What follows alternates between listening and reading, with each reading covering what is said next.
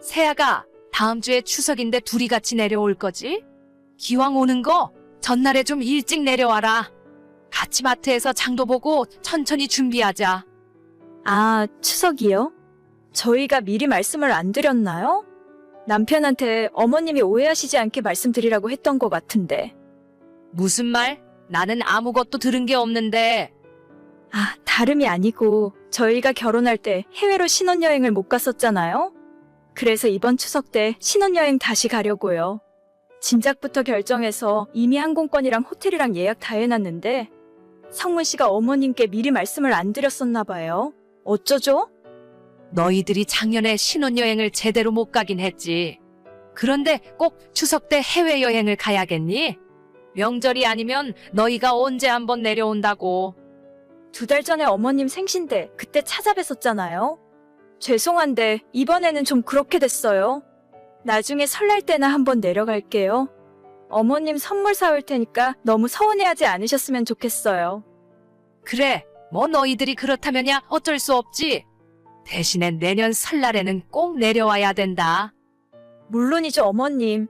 설에는 오빠랑 같이 꼭 내려갈게요. 그래, 신혼여행은 한번 제대로 가긴 가야지. 이번엔 첫째네랑 우리끼리 보낼 테니까 몸 조심하고 잘 다녀와라. 이해해주셔서 감사해요. 오는 길에 아버님, 어머님 선물 꼭 사올게요. 내 선물은 됐다. 지금으로부터 2년 전 가을에 둘째 아들이 결혼을 하게 되면서 저도 며느리가 둘로 늘어나게 되어 기분이 참 좋았습니다. 첫인상은 참해 보였고 성격도 조용조용한 줄 알았던 둘째 며느리는 막상 가족으로 지내며 겪어보니 할 말 다 하는 당돌한 성격이더라고요. 결혼하고 처음 맞이했던 작년 설에는 연휴를 이틀 앞두고 갑자기 며느리가 코로나에 걸렸다면서 자가격리를 해야 된다 하는 겁니다. 그때는 뭐 주변에서 많이 걸리던 시기이기도 했고 다른 것보다 건강이 우선이라서 아들 부부 모두 내려오지 말고 집에서 편히 쉬라고 했었어요. 물론 진짜 걸렸는지 아닌지 확인할 방법은 없지만 1년 내내 잘 먹고 잘 놀다가 꼭 설 연휴 이틀 앞두고 그러는 건지 좀 이상하다 싶은 생각은 있었죠. 그런데 추석 때는 연휴를 이용해서 못 갔던 신혼여행을 다녀온다고 하고 그때까지만 해도 저는 꼭 참고 그 말을 다 믿었어요. 진짜로 한참 여행도 가기 힘들 때 결혼해서 신혼여행도 겨우겨우 제주도 다녀온 게 다였거든요. 그래서 이번 설날이 아들 내외가 결혼하고 내려오는 첫 명절이라 생각했고 저도 이번에야말로 아들과 며느리와 명절다운 명절을 보내야겠다 기대하고 있었습니다. 세아가, 성훈이가 이상하게 오늘 연락이 안 되네? 이번 설에는 언제 내려올 생각이니? 웬만하면 전날에 일찍 내려오면 좋겠는데 작년에는 설날이고 추석이고 첫째네만 내려오는 바람에 고생 많이 했다. 아, 맞다. 어머니, 제가 일찍 말씀을 드렸어야 했는데 미국에서 사는 저희 언니가 이번에 둘째를 낳았거든요. 저희 온 식구 전부 이번 설을 이용해서 열흘 동안 미국 갔다 오기로 했어요. 아가, 이런 법이 어디 있니? 작년 설에도 지난 추석 때도 전부 편의를 봐줬잖아. 그러면 이번 설에는 꼭 내려왔어야지. 죄송해요, 어머님. 근데 저희 언니 둘째 태어난 건 직접 가서 보고 축하해줘야죠. 제가 놀려고 거기까지 가는 건 아니잖아요? 그래도 거긴 다음에 가고 이번 설에는 내려오는 게 어때? 네 시아버지도 둘째 아들 내외 얼굴 본 지 너무 오래됐다면서 많이 보고 싶어 하더라. 너희 결혼식하고 얼마 안 지나서 한번 내려오고 그 뒤로 1년 넘게 안 왔잖니. 아무리 그렇게 말씀하셔도 이번엔 힘들 것 같아요, 어머니. 명절에 시댁에서 제사 음식 만들고 차례 지내는 일이 요즘 세대에서는 필수로 해야 하는 건 아니잖아요? 자꾸 그걸 강요하시는 건 좀 이상한 일이라고 생각해요. 아니, 내가 너한테 일 시키려고 부르는 것도 아니잖아. 평소에 못 보니까 이럴 때라도 얼굴 한번 보자는 거지. 게다가 요즘에는 죄다 사서 차리는데 너가 힘들 게 뭐가 있어. 음식 준비고 뭐고 내가 혼자서 다 할 테니까 너희는 좀 내려오기나 해라. 죄송해요, 어머니. 저희도 저희의 사정이 있으니까요. 이번 설날에는 우리 언니랑 먼저 선약이 되어 있어서 어쩔 수가 없네요. 알겠다. 네 시아버지한테도 그렇게 전하마. 나중에 성훈이한테는 나한테 따로 연락 좀 하라고 해라. 아, 어머님. 기왕 연락하신 김에 제가 부탁드릴 일이 하나 있어요. 부탁? 갑자기 나한테 무슨 부탁을 하려고? 저 요즘 다니는 회사 분위기도 안 좋고 사실 얼마 안 가서 그만둬야 할 것 같아요. 안 그래도 성문 씨도 회사 다니기 힘들다고 하는데 저희 두 사람 퇴직금 모아서 요식업 쪽으로 사업을 하나 해볼까 하거든요. 경기도 어려운데 사업은 무슨 사업이야? 그냥 월급 잘 주는 곳에 붙어 있지 그래. 저희 따지고 보면 결혼할 때도 시댁에서 얼마 해주신 거 없잖아요?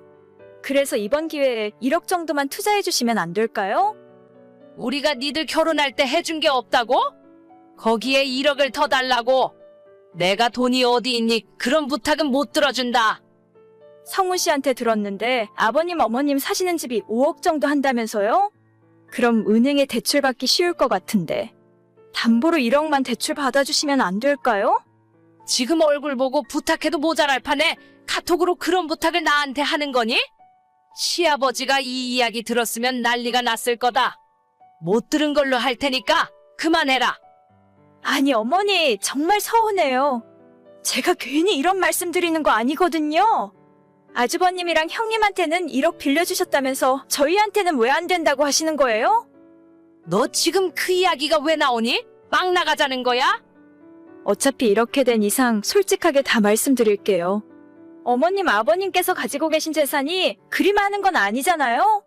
나중에 돌아가시면 유산 대부분도 아주버님 쪽으로 갈 것 같고 저희한테 남겨주실 것도 별로 없다는 걸 알아요. 그러니까 미리 살아생전에 도움을 조금만이라도 주시면 어머님 아버님도 마음 편하시지 않겠어요? 성훈이가 그러니? 우리가 모아놓은 재산도 별로 없다고? 그래서 지금 명절 때도 얼굴도 안 비추고 이렇게 막 나가는 거야? 꼭 그렇다기보다는 솔직히 그게 사실이잖아요. 너 성훈이랑 오래 만났으니까 잘 알겠구나. 우리 둘째가 예전에 사고 많이 치고 집안에서 골치 썩혔다는 건 알고 있지? 그래도 정신 차리고 지금은 번듯한 직장 다니고 있잖아요. 그럼 된 거 아닌가요? 어쨌든 걔가 옛날에 사고 친 건 알고 있다는 거네? 성훈이가 지금까지 일으킨 문제들 돈으로 합의 봐준 것만 해도 외제차 한 대 값이다. 한참 다단계 빠졌을 때는 너희 시아버지 신용카드까지 훔쳐서 집 나간 애야. 우리가 그런 애한테 집안 재산에 대해서 제대로 이야기해줬겠니? 어머님 지금 그게 무슨 말씀이세요? 성훈이 인생 똑바로 살게 하려고 일부러 우리 재산에 대해서는 얘기해준 적도 없어. 게다가 나는 너희들 결혼할 때 천세금 1억 5천 마련해준 것도 결코 적다고 생각 안 해. 그 정도 해줬으면 나머지는 너희들이 열심히 살면서 재산 늘려갈 생각을 했어야지. 뭐가 어쩌고 어째? 해준 것도 없어? 아니, 재산이 얼마나 있으신데요? 내가 왜 그걸 너한테 시시콜콜 이야기해줘야 하니?